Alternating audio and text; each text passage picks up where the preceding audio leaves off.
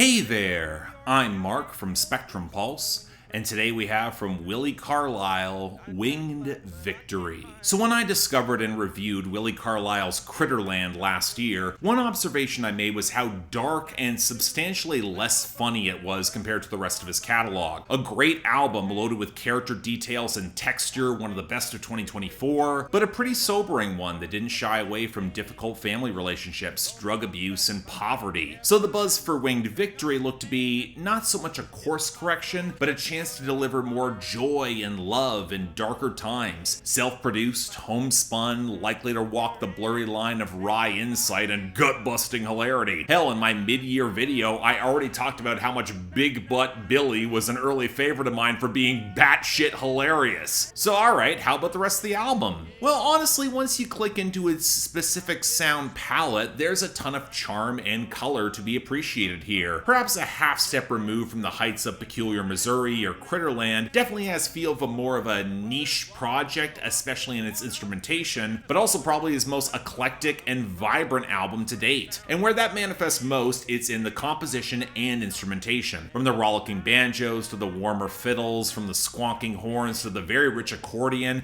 with very limited percussion or electric instrumentation to speak of across the entire album, this is tapping into a pastoral acoustic tradition that spans bluegrass, traditional country, touches of Celtic folk, even polka, working man's music with cross-cultural roots because the struggle unites us all in this inviting embrace, with historical roots planted in the Richard Thompson, Mark Ross, and Lavender Country covers of Beeswing, Old Bill Pickett, and Cryin These Cocksucking Tears, respectively. Yes, if you can't tell by Big Butt Billy, we are absolutely gonna go there in order to connect with both queer history and its present. I like that we did go there. And to Carlisle's credit, he produces this blend with an even-handed balance that lets every single instrument have some motley shine. The word garish does come to mind, less as pejorative and more as description, and how the rattling, somewhat goofy but always flavorful tones bounce along these songs. I will say that the vocals don't always feel as well mixed as they could be, a lingering issue coming off of Critterland, especially when the feminine backing vocals will slip in, and the blend isn't quite there for me, but given the somewhat ramshackle vibe is part of the point, I'm mostly willing to let it slide. A larger issue is that I kinda wish more of this project was written by Willi Carlisle directly. Outside of the covers that I've already mentioned, there is also the traditional proletariat folk of We Have Fed You All for 1,000 Years, and the instrumental of the Cottonwood Polka, and thus, as someone who also really appreciates Carlisle's style of writing and lyricism, there was certainly room for more of his words. Hell, if you wanted to balance it all out and add more covers, put in a Woody Guthrie song or two, that would have fit. Now that takes us to the content, where I feel like there's both more and less to analyze than one might expect. It's certainly very leftist and progressive in how it frames the worker's struggle. Work is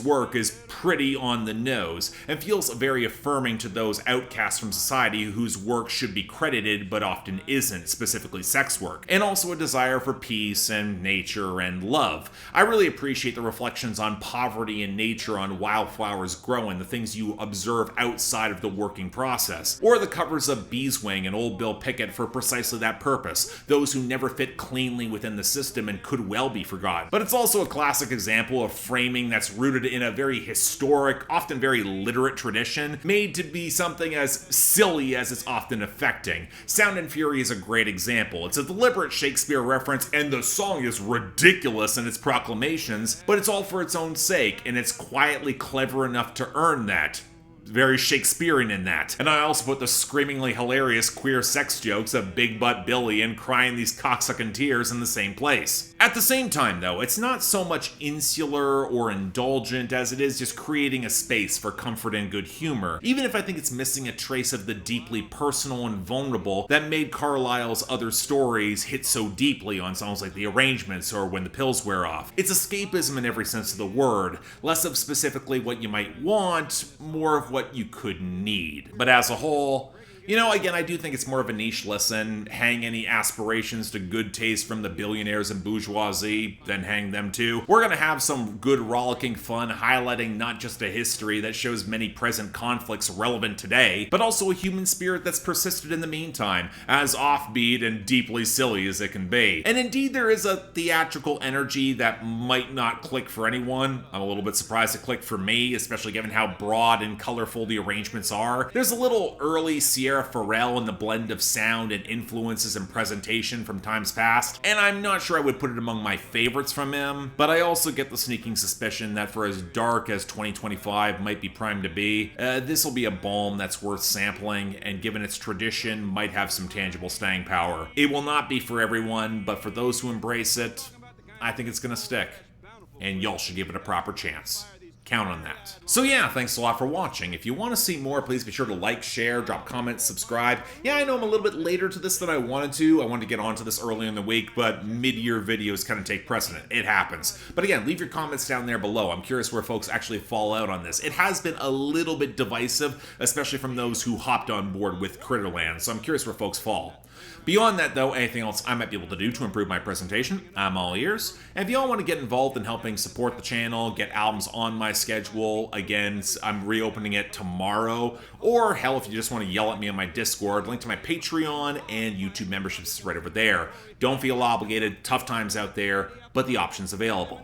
Also, I want to highlight that, again, we're voting on anniversary coverage. Please go to my YouTube channel in the post section. There is a post highlighting where you can put in where you can put in albums to be ranked, and potentially I might cover one from 2024. Hope you all stop on by. But until then, I'm Mark, you're watching Spectrum Pulse, and I'll see you next time.